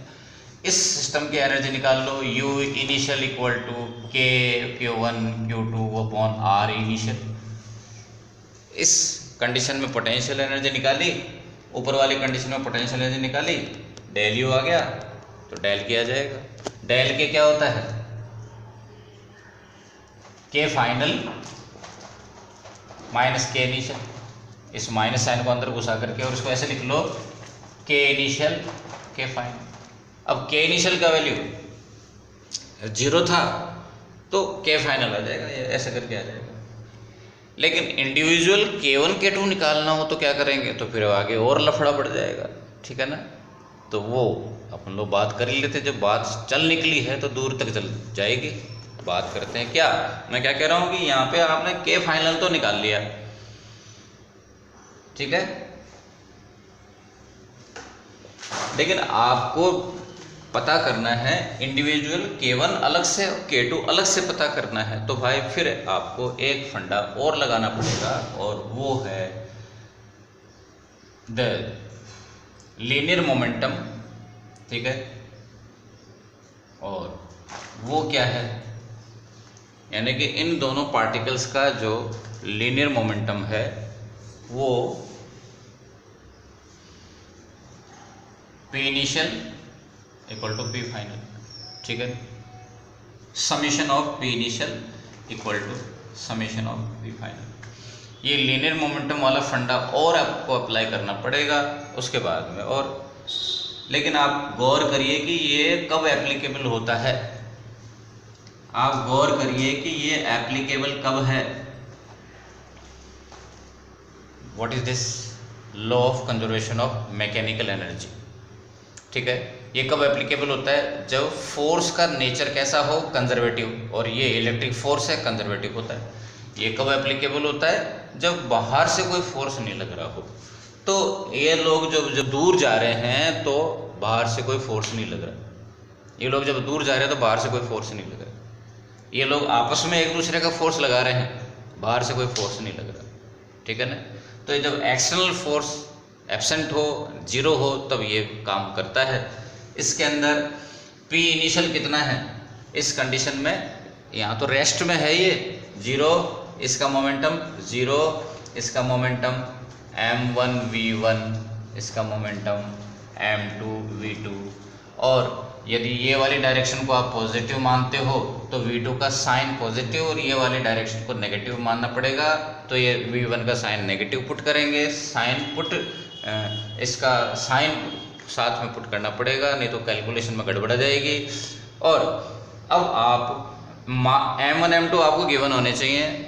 इस दोनों फॉर्मूले से, जिनको मैं रेड पेन से राउंड कर रहा हूँ, ये दोनों फॉर्मूले जो हैं, ये वाला और इससे पिछले वाला, इन दोनों से कैलकुलेट करके आप V1 V2 कैलकुलेट कर सकते हो इंडिविजुअल फर्स्ट पार्टिकल की और सेकंड पार्टिकल की। लेकिन अपन लोग 12th कर रहे हैं भाई, IIT नहीं कर रहे, नीट नहीं कर रहे, 12th में आ जाओ बच्चों। क्वेश्चन नंबर 2.6 अभी बता देता हूँ, सुन लो, लेकिन इसको आप याद रखना। ये चैप्टर पूरा हो जाएगा जब कैपेसिटेंस वाला टॉपिक भी पूरा हो जाएगा, जो RBSc में 4th चैप्टर है, आपका 2nd चैप्टर में इंक्लूडेड है। जब आपका ये कैपेसिटेंस वाला टॉपिक आ जाएगा तो हो जाएगा, तब इसको दोबारा पढ़ना आपको और आराम मिलेगा, क्योंकि इसमें कुछ एक वर्ड्स हैं जो वहाँ से रिलेटेड हैं। ठीक है, सुनो ध्यान से कि इसमें एक सिचुएशन दी हुई है कि एक इलेक्ट्रिक फील्ड है, ठीक है, एक इलेक्ट्रिक फील्ड है, उसके अंदर एक सब्सटेंस रखा हुआ है, कोई बॉडी मटेरियल है, और उसके अंदर ये मैं एरो जो शो कर रहा हूं ये किस चीज के है, ये मॉलिक्यूल्स के डाइपोल मोमेंट है।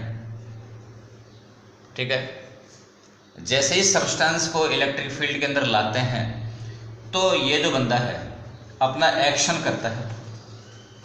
ठीक है, ये P कौन है, मॉलिक्यूल्स के डाइपोल मोमेंट है, ये E कौन है, ये एक्सटर्नल फील्ड है। ठीक है, तो ये टॉर्क क्या करेगा, सबको घुमा घुमा करके और सेम डायरेक्शन में कर देगा। किनको, सारे मॉलिक्यूल्स के डाइपोल मोमेंट को सेम डायरेक्शन में कर देगा, जिसको अपन लोग बाद में एक टॉपिक आएगा जिसको बोलते हैं कि सारे के सारे अलाइन हो गए, अलाइन हो जाना बोलते हैं इसको। ठीक है ना, जैसे आप बालों में कंघी करते हो ना तो आपके बाल अलाइन हो जाते हैं। ठीक है ना, ओके। फिर क्या होगा, फिर क्वेश्चन में ये दे रखा है कि आपने क्या किया, इसको direction of the field is suddenly changed. जैसे आपने इसको इलेक्ट्रिक फील्ड की डायरेक्शन को आपने एकदम से चेंज कर दिया। ठीक है, नया फील्ड की डायरेक्शन कैसे शो कर रहा हूं मैं, डॉटेड लाइन से। ये फील्ड पुराना वाला और ये नया वाला, यूं घुमा दिया आपने फील्ड की डायरेक्शन, तो क्या होगा, ये जो बंदे हैं ये भी इधर घूम जाएंगे। ठीक है ना, मॉलिक्यूल्स के इलेक्ट्रिक फील्ड्स, मॉलिक्यूल्स के डाइपोल मोमेंट भी ऐसे करके ये यूं घूम जाएंगे। कौन उनको घुमा देगा, ये बंदा घुमा देगा। ऐसा काम ही उनको घुमा करके अपनी तरफ कर लेना। इलेक्ट्रिक फील्ड क्या चाहता है, सारे डाइपोल मोमेंट में अपनी डायरेक्शन में कर लूँ। ठीक है ना, तो ये वापस घूम करके और सारे के सारे इधर आ जाएंगे। तो हर एक पार्टिकल रोटेट होगा। फिजिकली बात करें तो एक एक मॉलिक्यूल जो है वो अंदर ही अंदर रोटेट होगा, उसमें कुछ एजिटेशन होगा, कुछ न कुछ पार्टिकल्स में, मॉलिक्यूल्स में हलचल होगी, और मॉलिक्यूलर और पार्टिकुलर और मॉलिक्यूलर या एटॉमिक लेवल पे जो हलचल है, एजिटेशन है, उसी को तो बोलते हैं हीट। सीधी बात ये कि जो ये वर्क है ना, जो कुछ भी वर्क हुआ, इनके घुमाने में जो वर्क हुआ, पार्टिकल्स को रोटेट करने में जो वर्क हुआ, वो वर्क ही हीट में कन्वर्ट हो जाएगा, जिसका अमाउंट पता करना है। तो वर्क का फॉर्मूला क्या होता है, डेल यू, जिसका फॉर्मूला अपन ने डेराइव किया था Q initial cos theta initial minus cos theta final. ठीक है, ये बात।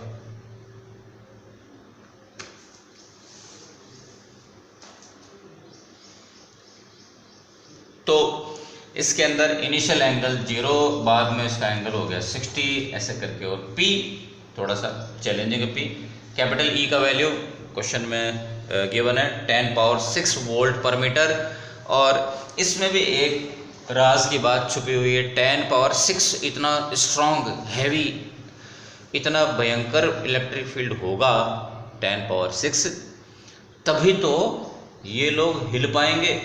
यदि ये सॉलिड है तो सॉलिड के मॉलिक्यूल्स को हिला पाना इतना आसान नहीं है। स्ट्रॉन्ग इलेक्ट्रिक फील्ड उनको घुमा डालेगा। ठीक है, यदि ये वीक होता, यदि ये इलेक्ट्रिक फील्ड वीक होता तो इनको 100% ये घुमा नहीं पाता। ठीक है। इस क्वेश्चन में क्या बोल रहा है कि 100% घुमा दिया, सारे पार्टिकल्स को 100% घुमा दिया, अज्यूम करने के लिए बोला है, लेकिन सच्ची में वो 100% नहीं घूमते, ठीक है ना। जैसे आप प्रेयर के लिए खड़े हो और पीटीआई सर ने कहा कि चलो लेफ्ट में मुड़ जाओ, सारे बच्चे थोड़ी मुड़ते, कुछ बदमाश होते हैं वो जो है ना, या कुछ सोरे होते हैं, वो लोग थोड़ी मुड़ते हैं। तो 100% कोई भी, और पीटीआई सर हो गए तगड़े, है ना, बहुत भयंकर मूँछों वाले और डंडा लेके आए, तो सब के सब जो है ना 100% मुड़ जाएंगे। जब एक्सटर्नल फील्ड तगड़ा होगा, जो कि है, तब 100% रोटेट हो गए। लेकिन ये सब चीज़ें जो है ना, इतना ध्यान देने की ज़रूरत नहीं है आपको। आगे बढ़ते हैं।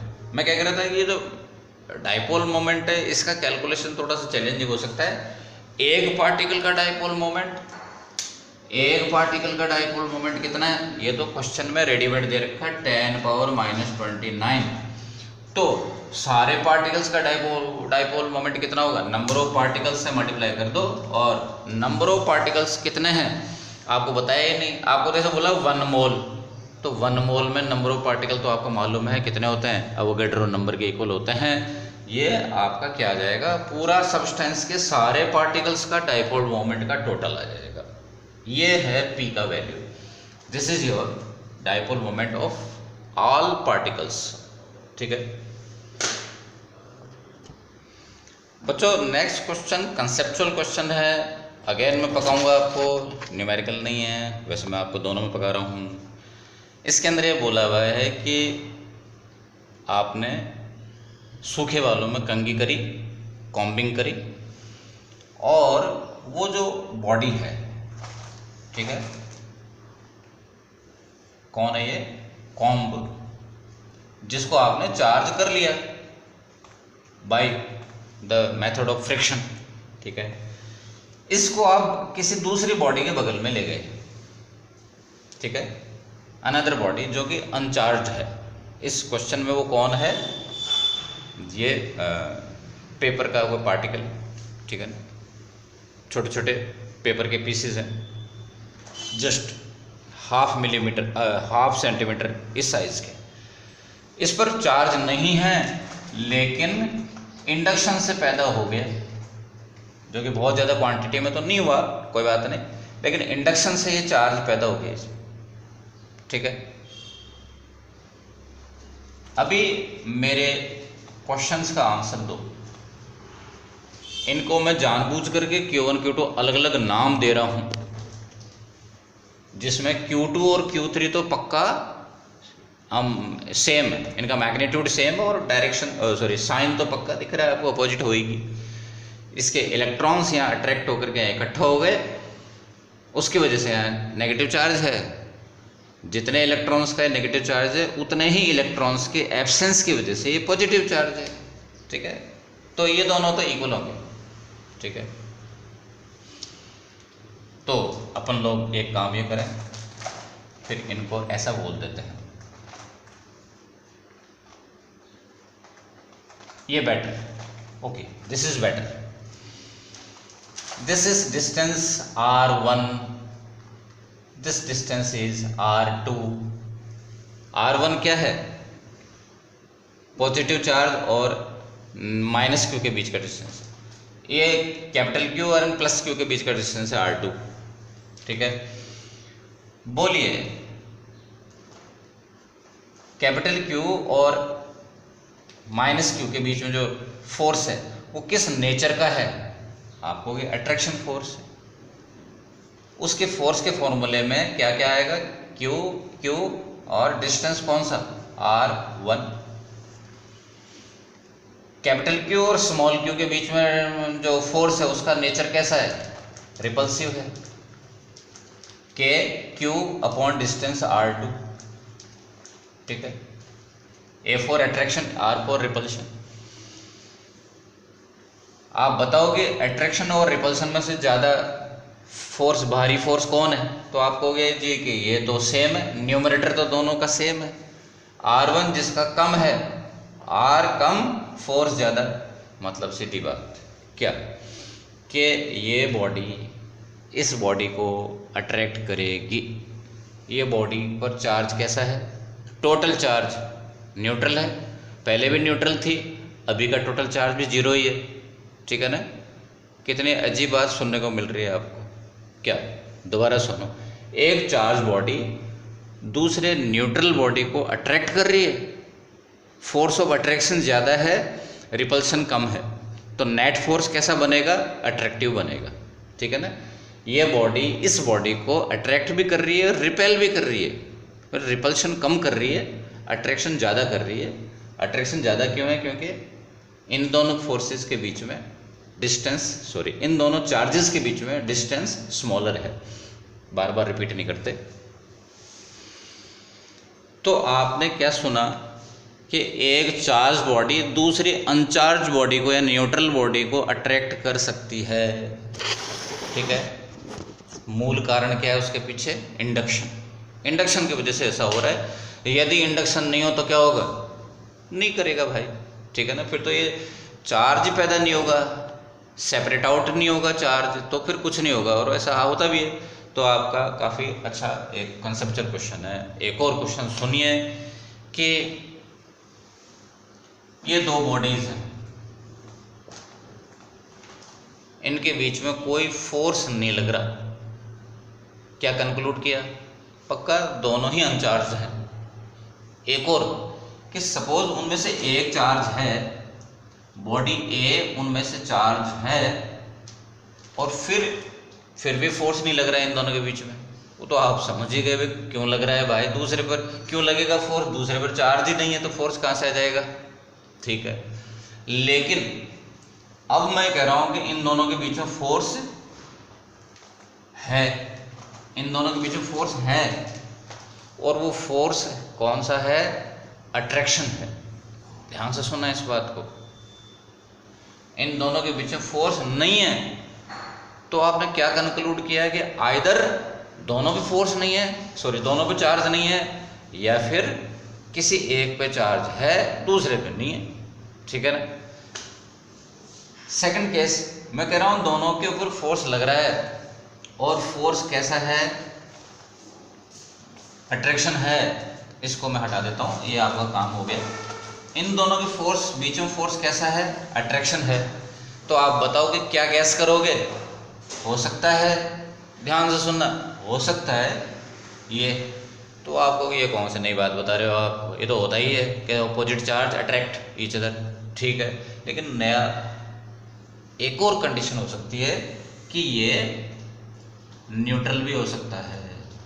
एक चार्ज बॉडी एक न्यूट्रल बॉडी को अट्रैक्ट करती है क्या कभी? हाँ, अभी भी देखा है, अभी भी देख के चुके हैं, ठीक है। तो ये जो है मैं पॉसिबिलिटीज बता रहा हूँ कि यदि एक चार्ज बॉडी और दो बॉडीज यदि अट्रैक्ट कर रही हैं, तो ऐसा भी हो सकता है कि ये एक बॉडी चार्ज हो और दूसरी अनचार्ज हो, ये भी हो सकता है, ठीक है। फिर आगे मैं बोल रहा हूं कि दो बॉडीज के बीच में अट्रैक्शन है, ठीक है, और उनमें से एक बॉडी पक्का चार्ज है, तो बताओ दूसरे का क्या है? उन दोनों में, दोबारा सुन लो, दो बॉडीज के बीच में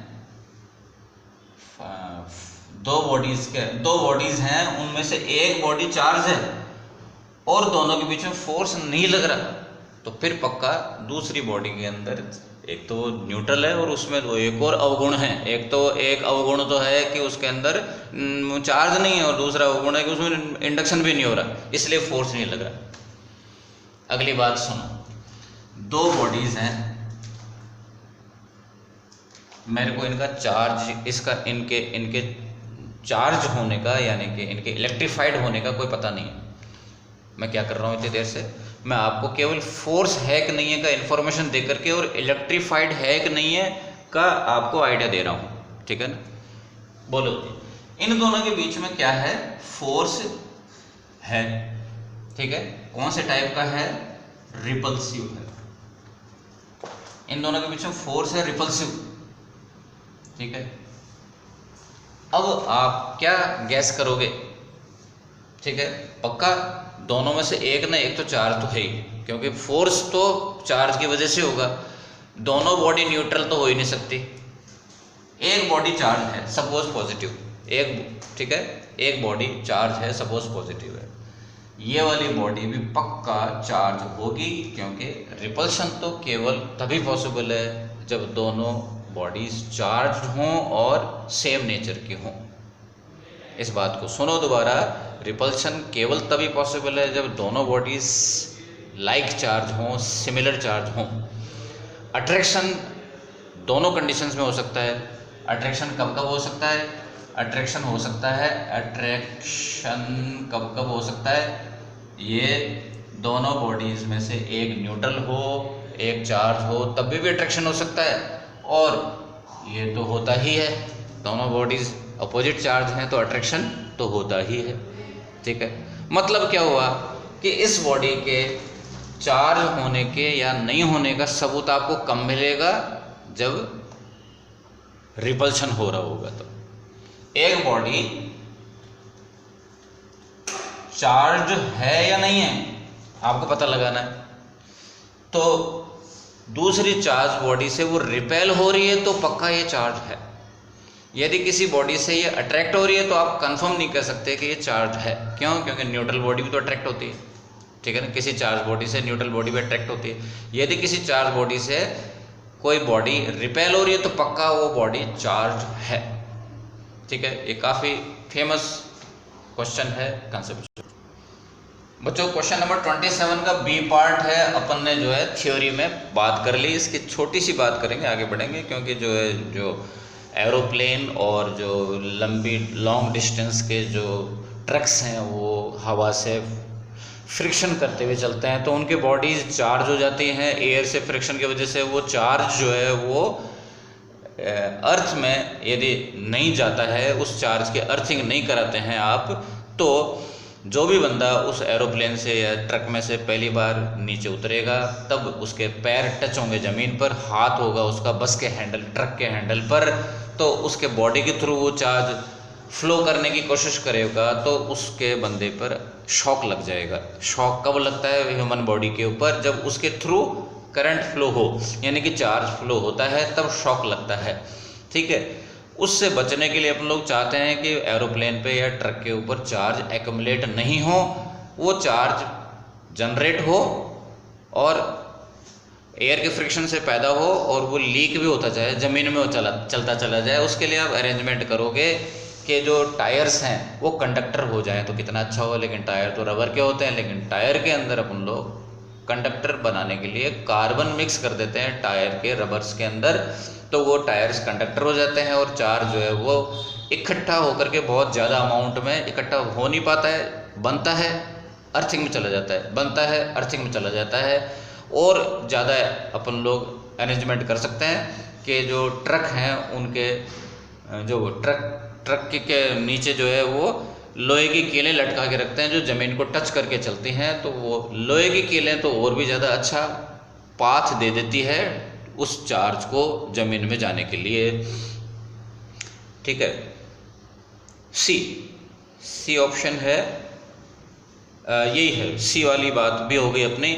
और डी का तो आंसर गलत दे रखा है। 20 बड़े बड़े धुरंधर लोगों ने मिलकर के किताब लिखी है एनसीईआरटी। डी जो है ना उसका आंसर गलत है भाई, मतलब क्वेश्चन गलत है, आंसर तो पता नहीं, मैंने देखा नहीं, अभी देखूंगा।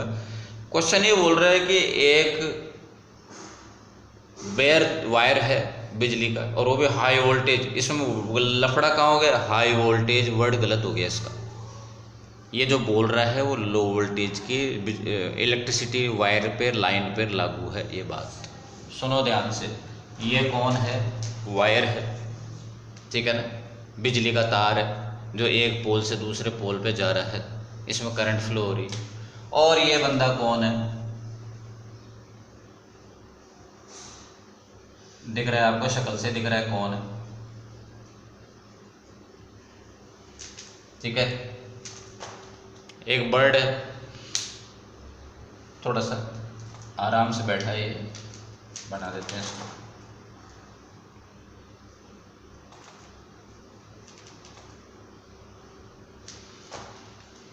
तो भाई ऐसा है कि यहां से जो करंट आ रही है अब दो रास्ते होके जाएगी। ये ठीक वैसे ही है जैसे ये सर्किट है। तो आप कह रहे हो कि ये तो आप जो है सीरीज पैरेलल लगा रहे हो इधर, तो हाँ कोई दिक्कत नहीं है कि जो करंट आ रही है वो दो रास्ते बट गई। आप ये करोगे नहीं इधर नहीं जाएगी, इधर नहीं जाएगी, ऐसा क्यों नहीं जाएगी? हाँ, रेजिस्टेंस ज़्यादा है तो उधर कम करंट जाएगी। तो आप बताओ कि मेरे को जो है इसके जो बॉडी है उसका रेजिस्टेंस ज़्यादा है या ये जो मेटल का वायर है? ऑब्वियसली इस चिड़िया की जो बॉडी है उसकी बॉडी का रेजिस्टेंस ज़्यादा है। ऑब्वियसली ये जो करंट है कौन सी I1 काफ़ी कम होगी, लेकिन थोड़ी तो होगी, और उस बहुत ही मामूली करंट की वजह से ये इरिटेट फील कर सकता है चिड़िया सॉरी जो बर्ड, और वो जो है इरिटेट होकर के और हट जाएगा वहाँ से। एक्चुअली क्या है, वो बैठेगा ही नहीं, ठीक है ना। उसके मम्मी पापा ने बोला हुआ है कि भैया हाई वोल्टेज की चिड़िया उस पर लाइन के ऊपर मत बैठना। हाँ, ये जो करंट है हाई वोल्टेज की है, यानी कि उसके अंदर बहुत लार्ज अमाउंट में करंट फ्लो हो रहा है, तब ये जो एक्शन है ज़्यादा होगा, तब I1 ज़्यादा होगा, ठीक है, in comparison to what, in comparison to low voltage line. तो अपने जो डोमेस्टिक लाइन्स हैं, अपने जो कॉलोनी के अंदर जो बिजली की लाइन है वो हार्डली मात्र ज़्यादा से ज़्यादा 1100 वोल्ट की होती है, उससे नीचे की 220 वोल्ट की होती है जो अपने घर में आ रही होती है। वो जो वायर्स हैं उसमें 220 वोल्ट के ऊपर ये इतनी बड़ी करंट नहीं होती है। इसके ऊपर जो भी करंट इसके बॉडी के थ्रू फ्लो होके जा रही है I1, उसको ये झेल जाते हैं, इतनी करंट को ये झेल जाते हैं। इनको सेंसिबल नहीं होती है वो करंट, इनकी बॉडी को वो सेंस नहीं करती है वो करंट, ठीक है ना। उनकी बॉडी सेंस नहीं करती इतनी स्मॉल करंट को, क्योंकि वोल्टेज कम है। लेकिन मैं बात कर रहा हूँ 132,000 वोल्ट, 1,32,000, 5 लाख, 8 लाख वोल्ट, इतने भयंकर वोल्टेज के अंदर क्या होता है कि भैया I1 का वैल्यू इतना ज़बरदस्त होता है कि ये इरिटेट फील करते हैं। हो सकता है वो मर भी जाए यदि बंदा ज़बरदस्ती बैठ जाए तो, ठीक है। ये क्वेश्चन क्या बोल रहा है, मैंने क्वेश्चन को ढंग से देखा भी नहीं भाई। ये बोल रहा है कि and nothing happens to a bird. ये क्वेश्चन में रॉन्ग क्या है, इसको हाई वोल्टेज के बजाय डोमेस्टिक लो वोल्टेज बोलना चाहिए था। ये 20 साइंटिस्ट मिल करके इस किताब को लिखे हैं, ठीक है ना। ये बात है, बहुत महान लोग हैं भाई साहब, वो बहुत ज़्यादा महान लोग हैं वो। आप कभी भी नोटिस करो कि जो हाई वोल्टेज की लाइनें हैं, जो बड़े बड़े ऊंचे टावर्स से जारी होती हैं, जो कहाँ पे होती है, शहर के बाहर खेतों में दिखाई देती है ऊंचे टावर, उनमें कभी भी बर्ड नहीं बैठते। और यदि बैठते हैं फिर भी आपने देख लिया कि नहीं साहब मैंने तो देखा था, एक बार बस से मैं जा रहा था, तो भाई उस बर्ड को नमस्कार करो, आप उसी को पूछो कि भाई तू क्या खाता है। मेरे पे मत आना कि सर आप क्या बता रहे हो, भाई उस बर्ड को पूछो कि तू क्या खाता है, भैया कौन सी चक्की का आटा खाता है, कि तू जो है इतना तगड़ा शौक को झेल पा रहा है, ठीक है ना। कुछ ये कारण हो सकता है।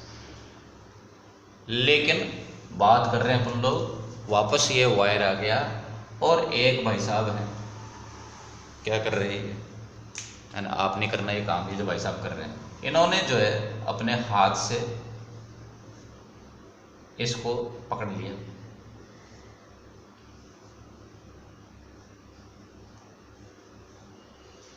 ठीक है।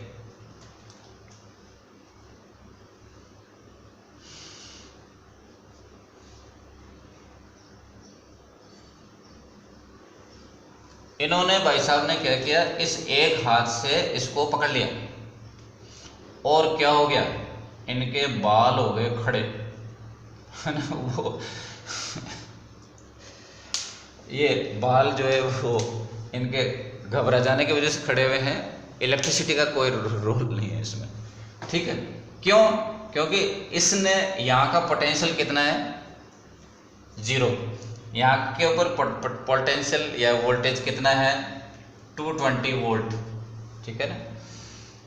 करंट इसके शरीर के थ्रू जो है ना वो बहुत ज़ोरदार फ्लो होगी। इस बात को समझो कि ये जो है चिड़िया,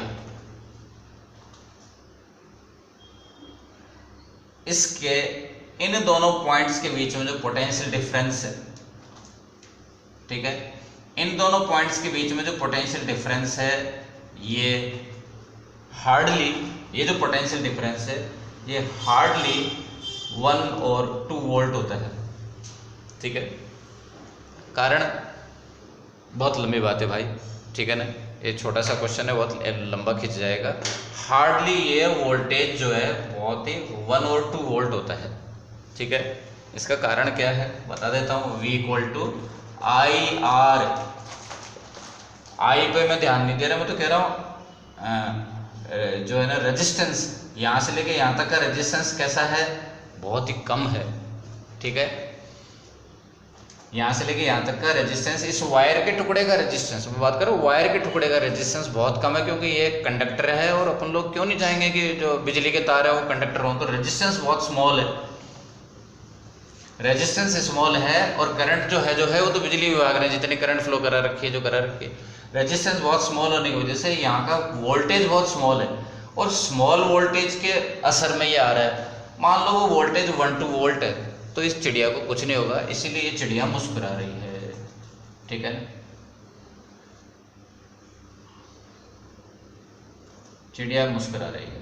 तो और ये आदमी क्यों टेंशन आ रहा है, टेंशन में, क्योंकि ये इसकी बॉडी जो है 220 वोल्ट के पोटेंशियल डिफरेंस के अक्रॉस है, जमीन का पोटेंशियल 0 और लाइन का पोटेंशियल 220, इसलिए इसको इसके बॉडी के थ्रू ज़्यादा करंट फ्लो होगी, या कह सकते हो इसकी बॉडी जो है ना ज़्यादा वोल्टेज के अक्रॉस शॉक झेल रही है। ठीक है, तो ये काम कभी मत करना भैया। तो बच्चों अपन ने पोटेंशियल तक के न्यूमेरिकल्स, सॉल्व न्यूमेरिकल्स कर लिए।